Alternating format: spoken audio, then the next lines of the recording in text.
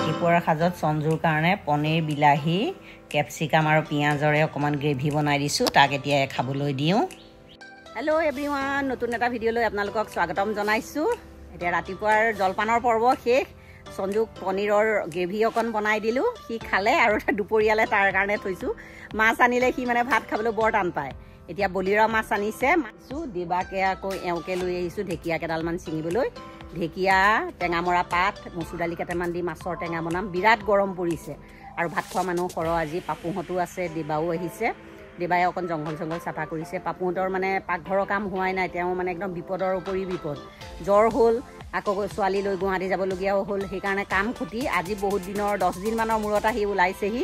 উপায় নাই চবৰেতো আৰু বিপদ থাকেই আৰু কিনো বনাওঁ দেখাম মাছ বচাই নাই তাকে গৰমে মানে 12 বজাই দিছে আৰু কাইলৈ আকৌ জন্মাষ্টমী হ'লেই পথাৰখন দেখিছেনে কি ধুনীয়া সেউজীয়া হৈ আছে আৰু ইহঁত দুটাই ঢেকীয়া ছিঙি আছে মই যোৱা নাই মানে গোটেই পানী তেওঁলোকে দুইজনে ঢেকীয়া ছিঙি আছে ঢেকীয়া লৈ যাওঁ আকৌ এইখিনি ভাতকেৰেলা এইখিনিতেও এটা আছে ভাতকেৰেলা এইটো এটা পালোঁ এইখিনিতে এটা আছে লৈ যাওঁ নাইকৈ ভাৰি চুকত ইমানখিনি চব্জি ওলাল আৰু ভাতকেৰেলাখিনি শেহতীয়াকৈ আৰু নাই আৰু কলি যিখিনি আছিলে ডাঙৰ হ'ল গোটেইখিনি ছিঙি আনিছোঁ আৰু বান্দৰ নাই বুলিহে এইকেইদিন মানে এইকেইটা ওলাইছে ইমান ৰ'দ দিছে এতিয়া মাছ বচাই নাই মাছকেইটা বাচি ভাতত লাগোঁগৈ আৰু আজিৰ এই ভিডিঅ'টো যদি ভাল পায় লাইক কৰিব কমেণ্ট কৰি জনাব মোক ছাপোৰ্ট কৰিব আপোনালোকে আৰু এতিয়া মাছকেইটা বাচোঁগৈ পাকঘৰলৈ যাওঁ বোলক ইয়াৰ কি বনাওঁ দেখাই যাম আপোনাক বলিয়ৰা মাছ বাছি লওঁ মাছখিনি বচাৰ আগতে এইখিনি যোৱাকালি মাধৱদেৱৰ তিথিৰ নামৰ পৰা অনা প্ৰসাদ আছিলে তাকে অকণমান তাৰকাৰ নিচিনাকৈ বনাওঁ প্ৰেছাৰ কুকাৰতে দালিখিনি বহাই লওঁ তাৰপিছত মাছকেইটা বাচিম পানী অলপ দি দিওঁ জোখমতে নিমখ দি দিছোঁ জোখ অনুযায়ী হালধি দি দিলোঁ গেছত প্ৰেছাৰ কুকাৰটো বহাই দিছোঁ 4 চিটিমান লগাই লওঁ মাছকেইটা বাছি লওঁ এইটো হাতৰে বাচিব পাৰি আৰু বাকলিটো ধুলেই গুচি যাব মোহাৰি দিলে বলিয়ৰা মাছ কাণটো ছিঙি আৰু পেটুটো পেলালেই হ'ল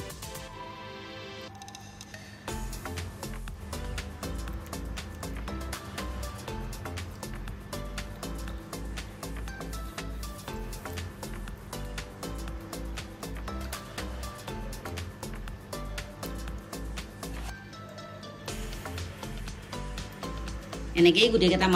মাছকেইটা বাছি লওঁ মাছকেইটা এয়া বাছি ল'লোঁ বাকলি নুগুচোৱাকৈ চাওকচোন ধোওঁতে একদম পূৰা চাফা হৈ গ'ল মই বাকলি এনে গুচোৱা নাছিলোঁ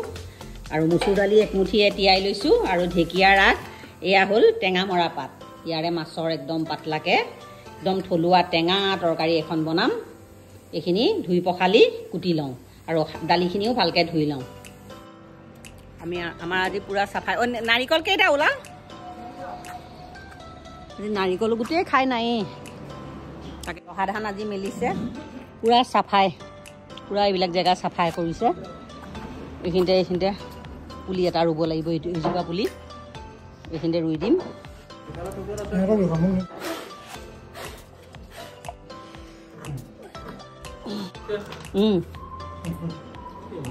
নাৰিকল খাই লওঁ খাই লৈ ভাত বৰষুণ এজাক আনিলে অলপ ঠাণ্ডা পেলাইছিলে কিন্তু আজি একদম পূৰা গৰমত থাকিবই পৰা নাই গপগপনিটো কিবা বেলেগ ধৰণে মাৰিছে ইমান গপগপনি মাৰিছে নহয় ধানখিনি আমাৰ শুকাই যাব আজি হা ধান এবেলাই নহ'ল শুকাই গ'ল ভাতৰ দালিখিনি তেল মাৰিবলৈ কেৰাহী এখন বহাই দিছোঁ তাত জোখমতে তেল দি দিলোঁ পূৰা গৰম হৈ গ'ল গোটা জিৰা কেইটামান ফুটাই দিছোঁ তেজপাত দিছিলোঁ শুকান জলকীয়া দুটা কুটি দিছোঁ আদা নহৰু কেঁচা জলকীয়া এনেকৈ কুটি দিছোঁ গোটেইখিনি দি দিছোঁ আদা নহৰু জলকীয়া ধুনীয়াকৈ ভাজ খাই গ'ল আৰু ইয়াত মই পিঁয়াজ দিয়া নাই এতিয়া বইল কৰি লোৱা দি দিছোঁ এইখিনি অকণমান সময় উতলাই লওঁ এতিয়া মই প্ৰসাদৰ দালিটো হৈ যাব এনেকৈ মানে অকণ জ্বলা দি প্ৰসাদৰ দালিটো খাই বহুত ভাল লাগে কিন্তু বেছি পনীয়া কৰিব নালাগে এইখিনি উতলালে অকণমান ডাঠ হৈ ঘন হৈ যাব আৰু এতিয়া অকণমান উতলাই লওঁ দালিখিনি পূৰা উতলিলে মোৰ দালিখিনি পূৰা গাঠো হৈ গৈছে দালি ৰেডি শেষত মান ধনিয়া পাত কেইটামান দি দিছোঁ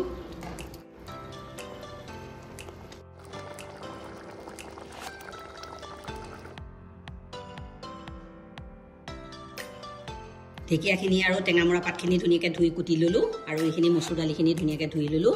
এতিয়া এইখিনি মই প্ৰেছাৰ কুকাৰ এটাত নিমখ আৰু হালধি দি 2 চিটি মাৰি লম তেতিয়া তৰকাৰীখন মানে পটককে হয় আৰু পানী দি দিছো জোখমতে নিমখ দি দিছো জোখমতে হালধি দিছো ঢাকনাখন লগাই দিম তত বহাই দিছো 2টা চিটি মৰাই লম এখিনি 2টা চিটিটো ধুনীয়াকৈ সিজি যাব আৰু ভাজিবলৈ কেৰাহী এখন বহাই দিছো তেল দি দিছো পুৰা গৰম হৈছে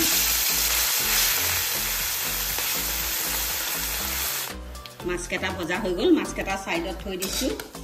এতিয়া হেইখিনি তেলতে মেথি গুটি কেটামান ফুটাই দিম আৰু অকনমান হালধি দি দিছো এতিয়া প্ৰেছাৰ কুকাৰত মচুৰ দালি ঢেকিয়া আৰু টেঙা মৰা পাত দিছিলো সেইখিনি দি দিলো আৰু এইটো টেঙা তৰকাৰীত কোনো মা মছলাৰ প্ৰয়োজন নাই এতিয়া গৰমত বহুত পেট ঠাণ্ডা কৰি দিয়ে এইটো তৰকাৰী অনিয়াকে খাব লাগে খালি এইটো 5-6 মিনিট মান উতলিবলৈ দিম মাছৰ টেঙা তৰকাৰী পুৰা ৰেডি হিকত অকনমান ধনিয়া পাত আছিল ধনিয়া পাত দি দিছো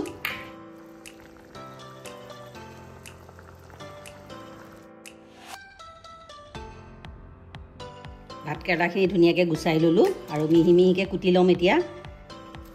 মাছৰ লগত এইটো শুকান ভাজি বনাম আৰু কুমলীয়া ভাত কেৰেলা যে এইটো শুকান ভাজি এনেকৈ বনাই মিহি মিহিকৈ কুটিব লাগে খাই বৰ ভাল লাগে কুমলীয়া ভাত কেৰেলা এনেকৈ গোটেইখিনি ভাত কেৰেলা মই কুটি লওঁ এইটো বহাবলৈ কেৰাহী এখন গেছত বহাই দিছো জোখমতে তেল দিকে তেলটো অকণ বেছিকৈ দিছো শুকান ভাজি যেতিয়া আমাৰ পুৰা গৰম হৈ যায়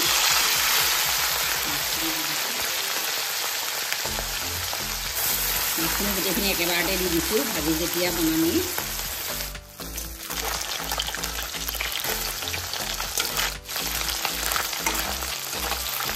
মাছখিনি খৰখৰীয়া নকৰোঁ অলপ ভাত ফ্ৰাই কৰি থ'ম ভাজিৰ লগত আকৌ ভাত খাবই মাছখিনি ভজা হৈ গ'ল একেবাৰে খৰখৰীয়া নহয় নাই কাঢ়ি থৈ দিখিনি মাছ ভজা তেলতে পিঁয়াজ দি দিছোঁ জলকীয়া দুটা দি দিছোঁ পিঁয়াজখিনি ধুনীয়াকৈ ভাজ খাই গ'ল এতিয়া তেলখিনি দি দিছোঁ জোখমতে হালধি দি দিলোঁ অনুযায়ী নিমখটো দি দিছোঁ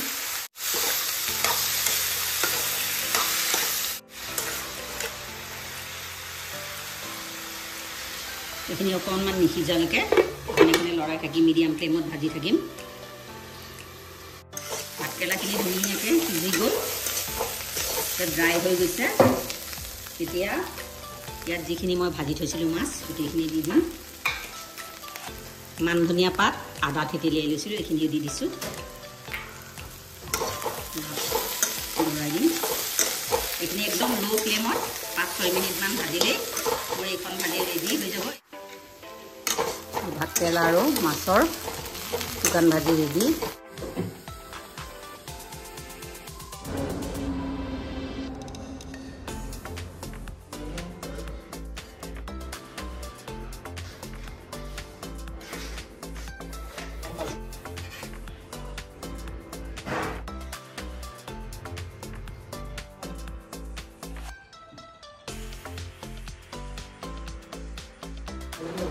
সবকে আজি কলপাতত ভাত দিছোঁ দেবা কেনেকুৱা হৈছে মাছৰ টেঙা